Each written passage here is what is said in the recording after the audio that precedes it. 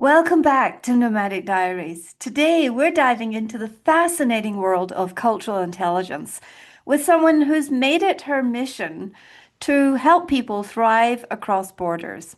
Meet Daniela Dragalis. She's a cultural intelligence facilitator who spent over 20 years living, working, and mastering the art of cross-cultural connection on a variety of continents. So please welcome Daniela Drogelas.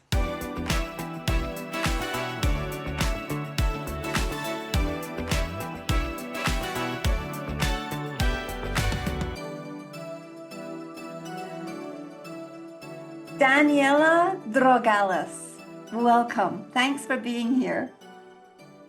Thank you for having me, Doreen. It's a pleasure. Now, as I mentioned in the intro that we recorded, you have built your career really across the globe. You've lived overseas and been with the World Bank essentially for 30 years. Can you tell us a little bit about that journey so we have some context of what your experience you're speaking from? Yeah, absolutely. And my global life or cross-cultural life actually started way before my husband joined the World Bank. Because I was born in Argentina to a Lithuanian family, a family of immigrants. Well, partly immigrants, partly war refugees. My father was born in Lithuania, and he and his family escaped during World War II from Lithuania. They lived in what used to be called displaced peoples, camps in Germany for almost 4 years before arriving in Argentina. My mother is also of Lithuanian heritage. Her parents arrived in Argentina after World War I. So, yes, I was born in Argentina, but lived across cultures since the moment I was born, basically. Yeah. Living and breathing those Lithuanian traditions. The Lithuanian language was my mother tongue. Family celebrations, holidays, etc. So I learned how to dash in and out of cultures and, cross cultures from a very early age. Participating myself also in a lot of cultural activities, youth associations, political activism as the time of perestroika, came up, Yes. etc. And because of my mother's wisdom, who insisted that we learn a second language, I learned English from a very early age as well. And that opened the door for me to get my first job, which was basically with a local company here in Argentina that had a joint venture with an American multinational. But one of the main reasons why they hired me, and that's in the marketing department, was because of my English language knowledge, because the product manager did not speak English and they needed somebody that was fluent in the language. So my professional career also from day one started crossing cultures. I finished my MBA. I have, a business degree, and I started translating and mediating, in meetings for a multinational, corporation from day one when I was still actually, doing my MBA. And because of that, then they offered me a job in the United States, which is what brought me to first Miami, then Washington, D.C., and then the rest is history. I built a career in international business, international marketing, and constantly being that bridge builder, right, Yes. between the Yes. distributors or, the agents in Latin America because of my Spanish and the headquarters in the United States. And it felt very natural for me because I've done that, I've been doing that all my life. Yeah. Yeah. That's amazing. So Now, then do you have siblings? I do. And, interestingly enough, my older sister lives in Lithuania.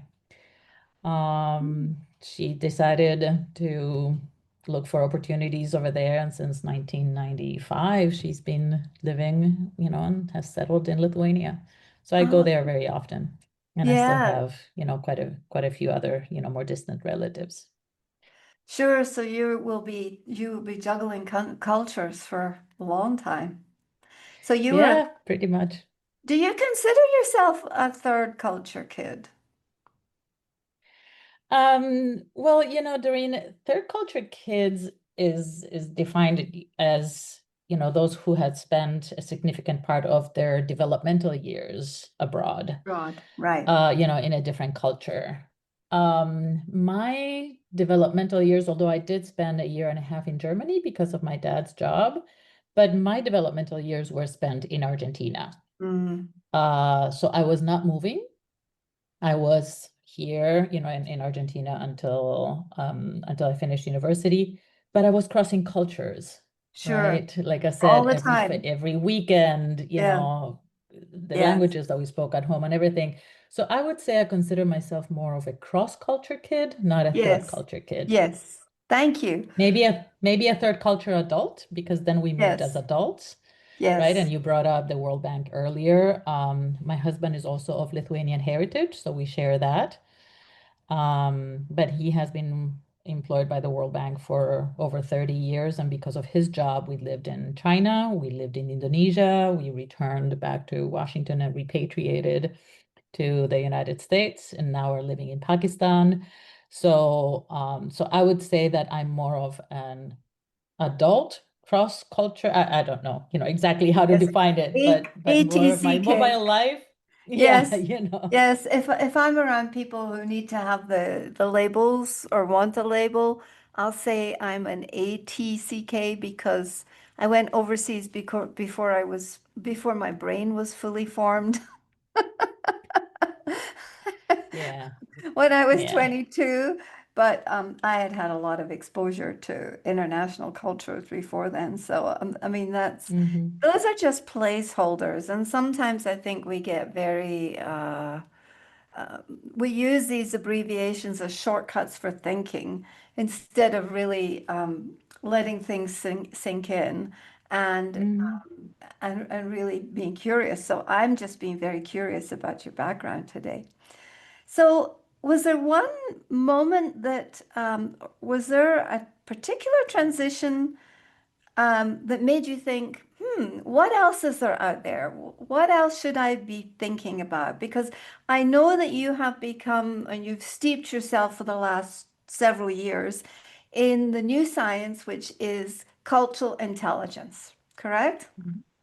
Correct. So I would love you to tell us today a little bit about cultural intelligence explained and just break it down into the main silos, please. Hmm. So, because of my background, because of my story, both my professional experience and my lived experience overseas, I was searching for sort of a new career. Yeah, You were about to reinvent yourself. Is that what happened? correct. Because when we moved overseas for my husband's first assignment in China, I stopped working. This was several years Right. ago when, um, you know, the development of the internet and globally mobile, work was not an option. So I Sure. stopped working. We ended up spending a lot more years overseas than we had planned. It ended up being 9 years. So when I returned to the United States, went back to DC, and I had to figure out how to, yeah, start over again, right? Yes. And I felt that I had changed. I was a different person, both Mm, professionally and personally. So I was doing a lot of soul searching, and becoming an interculturalist felt the natural and the right thing to do, because I could not only learn a little bit more about the field, which fascinates me, but also help those who were sure. going through similar experiences than I had, both on the professional side, as a parent. Parenting while you're on the move Sure. is also not an easy task. and also from a personal perspective. So I became certified as a cultural intelligence facilitator and also a life coach. So I could help, executives and diplomats and individuals sort of dealing with the challenges of this life. So you were asking me about cultural intelligence and why I picked that. So cultural intelligence is something that I discovered through the work of David Livermore, and is the ability to relate and work effectively in different cultural situations or across cultures. So, and it's abbreviated as CQ. So, a lot of people have heard about IQ, which is your Yes. ability to comprehend, your cognitive ability, your EQ, which is also something that a lot of people and a lot of companies are now paying attention to, which is the emotional intelligence. So cultural intelligence sort of goes one step beyond that and is that ability to combine both IQ and EQ, right? Because you need to understand Sure. and learn, about the places that you're going to or the cultures that you're interacting with. Emotional intelligence, because sometimes you may have an emotional reaction to a situation when you are outside of your home culture. That's why, no wonder they call it culture shock, right? And it is Um, talk. yeah, and also because understanding how emotions are expressed in different Yeah. places across different cultures could be very different. So what you think is, one way of expressing your emotions. Some cultures are very expressive, as you know, now living in Mexico, right? There's a Oh, lot of hugging absolutely. and a lot of kissing and a lot of, Yes, I love it. gesturing, which might be misinterpreted in another culture, Yes, like right? where I came from in Saudi Arabia, there was not a lot of hugging and kissing except between the male members of that society. That was very common in public. But Absolutely. the women Yeah. did not, they were very, very generous and very, very open once you got to know them. But Hmm. I definitely say that although Mexico and Saudi Arabia are on a similar level on the culture chart between high and low context, I'd say they're both mid context. And some days I think, oh, I feel like I'm back in Saudi because there's a similarity there. There's a feeling. Hmm. And I'm going to ask you Yeah. about that later. Yeah.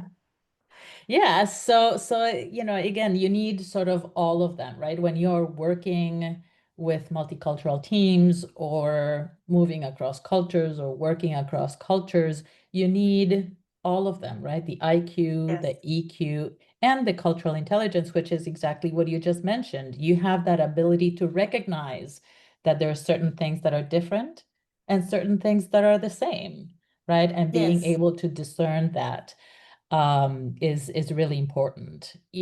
Cultural intelligence, like the others, is is is a journey of self-discovery, right? And It that's is. why we usually start with a self-assessment, is understanding who you are, where are you coming from, what are your values, your personal beliefs that were passed on from generations, from society, your schooling, your education, etc., where the other persons or the other cultures are, and then how do you bridge that gap, right? Yes. It's cultural intelligence is not about changing who you are, is about developing that cultural humility, Mm, right? To understand that, okay, this is who I am, and I feel, truly authentic in the way I am. This is where the other person or the other people are. How do we cross that bridge, mm, right? mm, How do we work together in a way that is, empathetic, with curiosity, with knowledge, with agility? and dexterity, absolutely. So tell me about the four parts to cultural intelligence. So cultural intelligence was developed after many years of research across many different countries, and they identified four different pillars or capabilities. Number one is CQ drive, or the motivational capability, which is really that motivation to engage across cultures. And what that means is sometimes you see people that walk into a room full of, a very diverse audience and feel very comfortable and very confident coming up and saying, "Hi, how are you? I introduce myself, this is who I am, this is, et cetera, and immediately, right, having that interest. While other people might be a little bit more reserved and a little bit more shy in the area of globally mobile life. You see some people who might be more restricted and never want to leave their expat bubble, Yes. right? And others who are ready to engage and get out there and get to see places and meet people, right? So And learn that's the that's language. what drive. Learn Yeah. the language, learn about the cultures, try the food, right? Explore. So that's what CQ drive means, right? The second capability is knowledge, and it's that cognitive component, and it's about understanding the cultural norms and systems. And as you know, there's cultures that are very similar to each other and others that are very different. Like I said, how we greet each other, how we Yeah. speak, how we Yes. dress. Right now I live in Pakistan. I had to do a lot of homework, to learn about Yes. the cultural norms, the way people Yes. dress, the way people behave, especially with respect to women. And understanding that ahead of time helps you prepare better for the landing, right? Absolutely. So that's usually the ones that is easiest to develop because there's a lot of information out there, right? Yes. You can read Things like, books. yes, books and food and dress and manners and greeting people, all of these things are really important to learn and do your homework about. Yeah, because otherwise it can lead to misunderstandings, misperceptions, broken deals if you're in a business environment. Mhm. Uh, so in order to develop trust, that knowledge is really important. However, knowledge without strategy is Mhm. not enough. Because No. once you have that knowledge, you have to really know how to adapt, right? And Yeah. that's where that strategy comes into place, is that awareness that, okay, I know that I understand where I'm coming from. I understand where the other person is. Now I know that I have to flex, right? And there's a really interesting TED talk and a book by Julia Middleton, and she talks about core versus flex, right? This Mm. concept of what is in your core, what are those core values that you are unwilling to compromise on, and how much of you and your being is the flex, right? That that you have to adapt to be able to, successfully work or interact with people from different cultures. And then the last component is the action part. So how do you bring it all together to really adapt that behavior appropriately? And that includes, for example, changing your communication style. Sometimes, we were talking about the UK and Scotland a little bit earlier today. You know that even though they speak Yeah. English, is a Oh, little bit yes. different, right? Very, And very sometimes you different. may have to change either the vocabulary or the tone or, the mannerisms that you The use, pace, the mannerisms. Yes. right? So that's what action means is, okay, now I know that they're different. I know that I have to act differently. So how do I actually adapt that behavior? If you're a business person getting ready to do a presentation, right, to a large audience, understanding who you're talking to and maybe again adjusting your tone, your speed, your gestures, beyond just the content of the presentation or how you dress, right? Those are all very important to be able to connect well with people, across cultures. Starting a presentation with a joke in the United States may be very acceptable. In other cultures, maybe not, because they might think you're not serious enough, Exactly, especially places right? like Germany. Right? So I so that's how it all comes together. Yeah, and I think it's really important when you're crossing cultures to be versed in the science of intercultural intelligence because I can remember leaving Japan, and by then I'm a pretty good cultural chameleon, and I had I'd taken on the bowing and the hands together and the bowing and exactly how low the head went depending on the age of the person that you were addressing and Hmm. that type of thing and leaving your shoes outside the door. And then when I got to Saudi Arabia, it was totally different. It was how do you wear an abaya and when do you cover your face? And Yeah, the bowing and the showing the crown of your head and showing respect totally had to go away. It was almost like windshield wipers. And that's the thing. yeah, I think that our bodies land somewhere and our senses are faced by this new culture, but it takes a wee bit to catch up sometimes, doesn't it?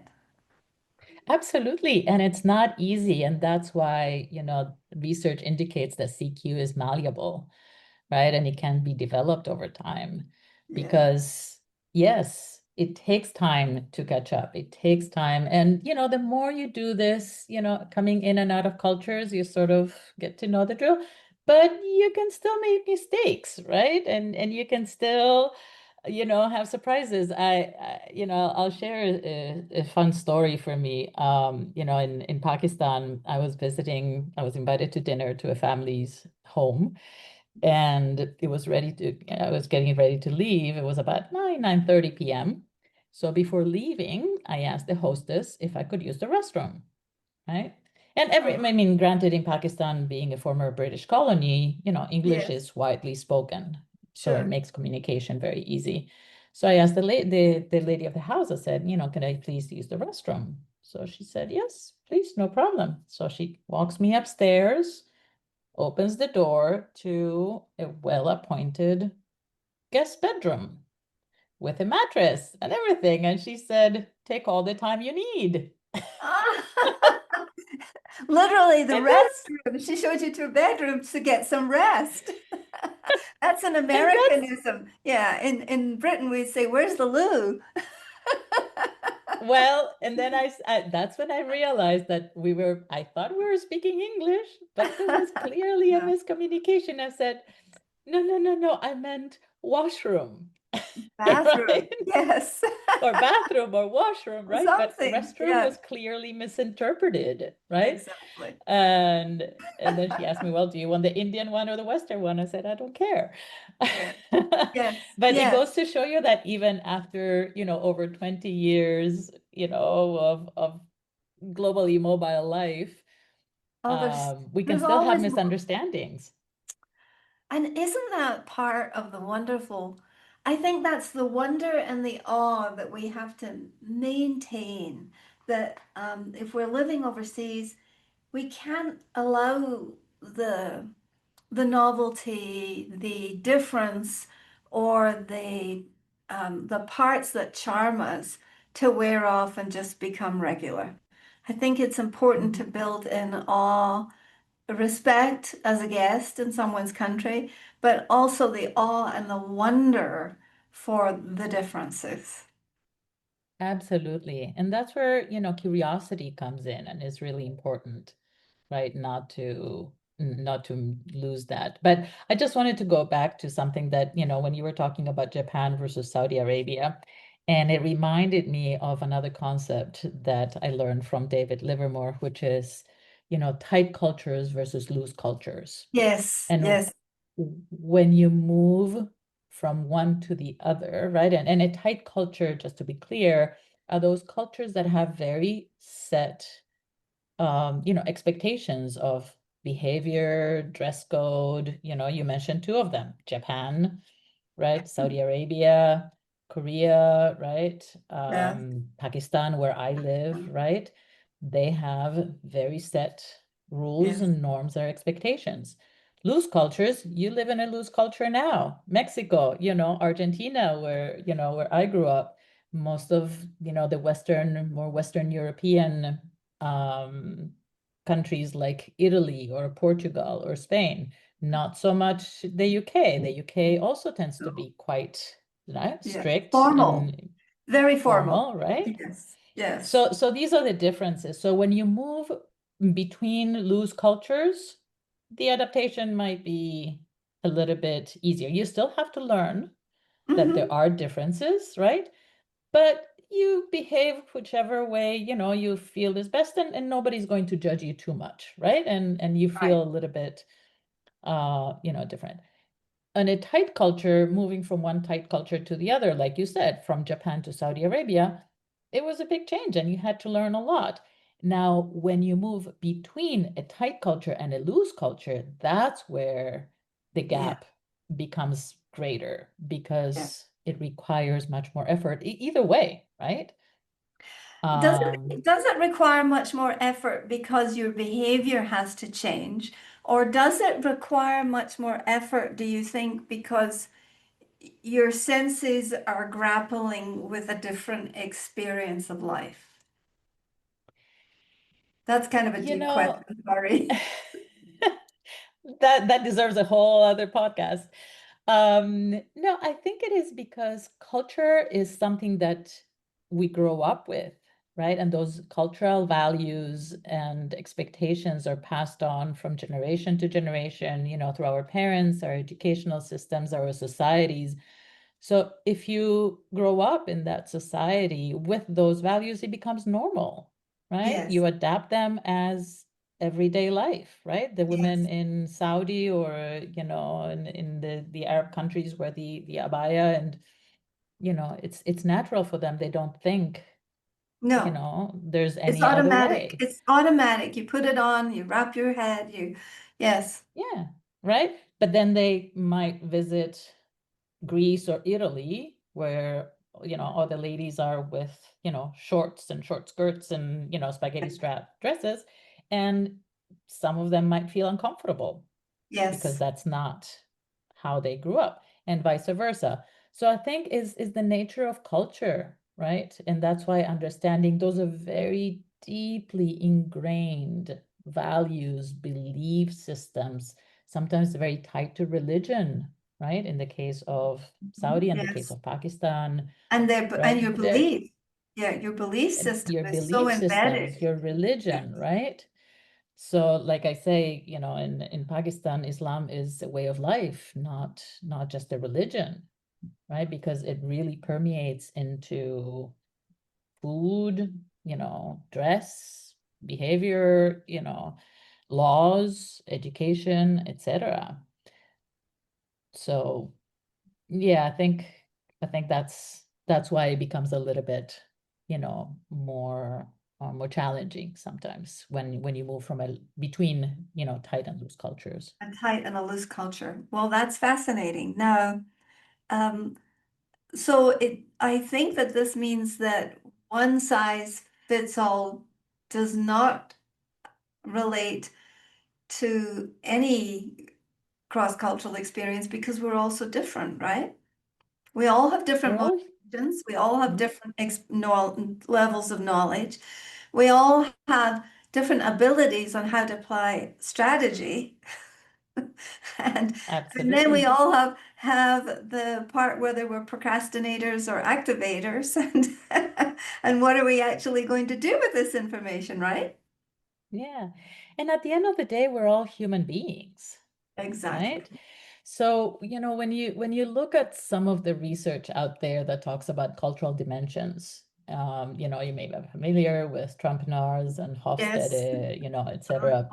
Those are generalizations. They're not meant to be stereotypes, but they're generalizations. But Yes. even within the cultures, I can think of, again, Argentina or Pakistan, where I live now. It's like five different countries because Yes. each region has not only its own language, but it's Mm. all cultural nuances. So when you say, okay, I'm moving to Pakistan, well, Pakistan is all like this, it is not, That's right? correct. Yes. Because And it that, is, yes, yeah, it's all very human unique. beings. Yeah, and I'll give you an example. I had a couple of clients, expats that were coming to Pakistan to work and manage groups of Pakistanis, for multinational corporations. So in terms of knowledge, and the knowledge that I was sharing was the same, right? The introduction to the country, how to do business, negotiating, communication style, et cetera, et cetera. But their situations were very different. One was a very young, manager who was coming to work as a plant manager, first time expat, coming from Korea, had never, lived or worked overseas before, aside from, I think, his studies in the US. And he had the interest, he had the drive because it was a good career opportunity for him. He was managing the team. He was the only expat in the plant, Oh right? my, Managing a team of 80 Pakistanis. what a challenge. And it was challenging, right? And he struggled with authority, respect, connecting with the team. So he had the drive because that's why he accepted, the job. But once he landed, he realized that it was hard to connect with people. Pakistan is very much built on relationships, Yes. right? And past And history of relationships. that too. So he had gained the knowledge about the systems, the norms, et cetera, et cetera. But he told me, and the coaching that I was doing, with him, he said that, he would go and have lunch in his car, right? Mm, Because he didn't want to talk to anybody mm, and because he needed some time alone, which I understand. But I said, well, how can we find other ways? How can you find ways to connect with people? Because they were bypassing him and going to the boss, right? yes. Not respecting his authority. So eventually, over several coaching sessions, we came up with a strategy that he would have at least once a week start having, shared lunches with some of his team members to establish that trust, that connection, right? And then eventually he told me that he invited some people over to his apartment on a Friday evening, right? Very Couldn't be good. happy hour, but for Yes. karaoke and something else. So he used that CQ action to adapt his behavior after understanding, right, what the situation was. Now, on the other hand, like I said, I had another client who was what we call a serial expat, right? Had been an expat for 20 years, had been, assigned to, several different countries, C-level executive for a multinational. And he said, I know everything. I don't need your help, right? What can you do for me? I shared the knowledge. I mean, he had the drive, obviously, because he had been an expat for several years. So he had that CQ drive. I shared the knowledge of the country, and the norms, again, regulations, etc. But it was interesting because I said that cultural intelligence is a journey of self-discovery, right? And understanding where you're coming from, right? To interact with others. Yes. It's And very his reflective. struggle, yeah, exactly, right? And his struggle was actually because he had been a serial expat, he could not really identify with one particular, Yes. culture. And as you Yes. know, a lot of these assessments are very rigid, right? They try to Yeah. put a label, they try to put you on, in a Yes. little bucket. Yeah. And he's like, well, yeah, it puts me in this bucket, but I have not lived in that country for more than 20, for over 20 years because I've been in all these different places. So I'm not fully that, right? So Right. it doesn't really, apply to me. So, that's where the assessment was not enough. The knowledge was not enough. That's Mm, where the one-on-one, the personal mm, coaching and interaction and addressing some of the issues, was sure. was so important, Absolutely. right? And that's why like you said, one size does not fit all because we're all human beings, we're all different. And, here you have two high-level executives coming to work with, in the same country, but their backgrounds were different, their struggles were different. And that's why, the best way to develop that cultural intelligence is by supplementing it with, that additional work, coaching one-on-one to And being to be able it to address those issues. takes work, doesn't it? Takes it Yes. takes willingness, it takes work, it takes time, energy, practice, and high level of intention, I believe, Yeah. to really, because I had my assessment done a couple of years ago, and I was like, oh, okay, I know what I need to work on, but I don't think I think about it on a daily basis. Yeah. Because And cultural humility, right? Understanding that you don't know everything, that you don't need to know everything, and I know right? less and less the longer I live somewhere, I really believe that I know less and less. Yeah.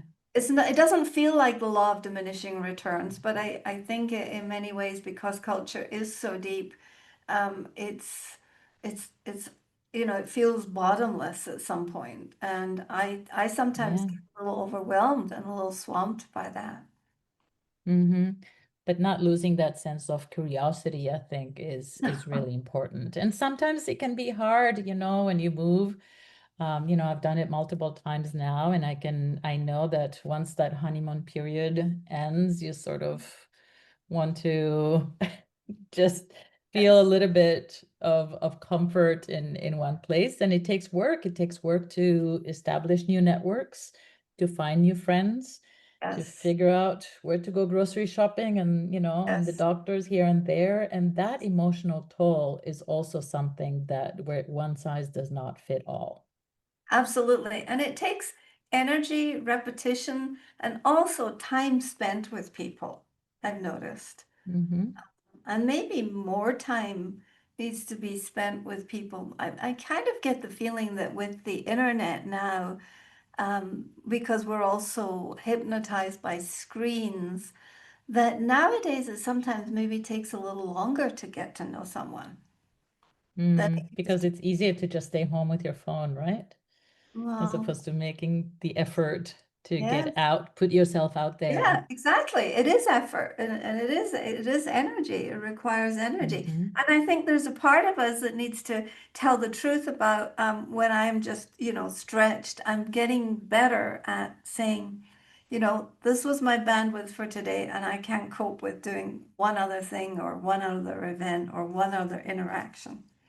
And I don't know if Mm-hmm. that comes with age. I think it came with age for me and just practice in doing it because Yeah. it's not always fun, is it? No, and it's that self-awareness also, and I think for you as a veteran expat that has done this many times too, right? Like myself, you sort of start to understand more how you react, how you manage, and self-care, right? And what you need to make Yes. the best of it. Because let's be honest, there are hard parts, of this globally mobile life, but it is very rewarding as well. Yes. There's a lot of good that comes with it. There's a lot of personal growth that comes with it. Like I said, the curiosity that allows you to discover new places, new people, new foods. It is something that I would not change for anything in the world. And luckily, my kids see it the same way. They always say they wouldn't be who they are if it wasn't for the experience that they had. Yes. It again, that doesn't mean it's always easy and it's always fun. No, there are hard days as well, and understanding what it is that you need to do to take care of yourself, Absolutely. especially, if you are with your family as well, because the better, you take care of yourself, the better you'll be able to take care of your kids and, Absolutely. and your family as well, is really important, right? That Yes. self-awareness is really key to make the best of this. Well, this has been a fascinating conversation. We'll have to have you back sometime to talk about cultural intelligence and AI and how all that fits in. But Ooh, I actually think it's a separate conversation. I'll So be happy to. it's been wonderful to have you here today. Um, I've two or three questions to ask in closing. And one is, how can people find you, Daniela? Um, I'm sure you will add my contact information at the bottom of the podcast. I Yes, have I a will. website is culturalpathways.com is my website. They'll be able to connect with me via email and by LinkedIn as well. And that's the best Excellent. because I'm on the move a lot. Yes. Yes, you So are. that's the best way to connect with me. Yes. Excellent. Culturalpathways.com is my website.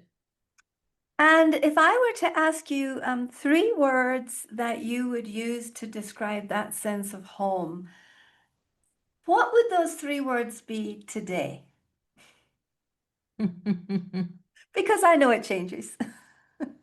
Yes. The sense of home. For me, home is warmth, Mm. is it has to be one word, right? So I would Three say, words. Three words. No, it can be a phrase. hmm, where I'm understood. Ah, yes. And the other one is family. Family. Lovely. Warmth, where I'm understood, and family. Thank you. Thank you. And As you finally, can see, for me, home is a feeling, yes, is not a physical space, but I've learned to um, to focus on the feeling of home and not necessarily the place.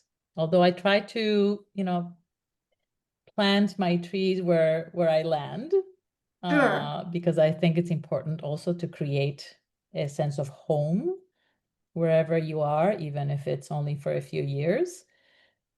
But but home is all of that for me. It comes from It, the inside and it lives yes. inside of me. Yes, so it goes with you wherever you go. Your sense of home Hmm. goes with you. It's not a place, it's an experience.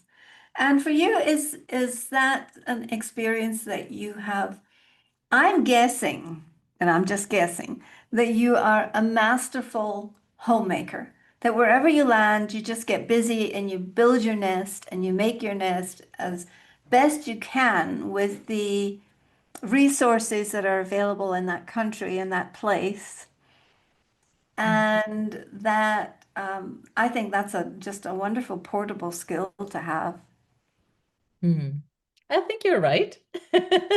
I don't think I ever thought about it that way, but now that you mention it, I think yes, I do try to create a home, a sense of home, wherever we are. When we were moving to China the first time, somebody said, bring a few items from home, right? A few things that, if it's a painting or a knickknack or, something, right? Yes, Or a yes, rug, sure. something, because some people go, live in furnished apartments or furnished homes or, semi-furnished, or they don't really put the effort, right? Um, and that has helped me a lot, right? So there's certain things that have Yeah. been with us from our first move and we take Yes. along with us, and that creates, yeah, a sense of, a bit of, root, uh, how do you It's like say it? bringing parts of your root Belonging. and a sense of Yeah. belonging with you. Well, thank Yeah. you so much for such a wonderful conversation on the subject of cultural intelligence. Do you have one recommendation that you hear yourself making to your clients over and over and over again in terms of applying cultural intelligence? I'm going to share a quote that is not mine, but is actually from a TV show called Ted Lasso. I don't know if Mm, you're familiar with yes, it. yes, That stuck with me and is be curious, not judgmental. yes, yeah. And I think that sums it up. Yes, yes, excellent. That's a great way to be. Well, we thank you for being with us today and sharing your expertise in cultural intelligence. And for the listeners, thank you for lending us your ears today. And please share this with another expat or a nomad. In closing, I would just like to say, how do you say goodbye in Pakistan? Do you have Ooh, Do you know in Urdu or how about in Spanish? In adios. Argentina, what do you say? Adios. You say ad. Adios. Okay, so Adios. Ciao. ciao. Ciao is great. And I All say right.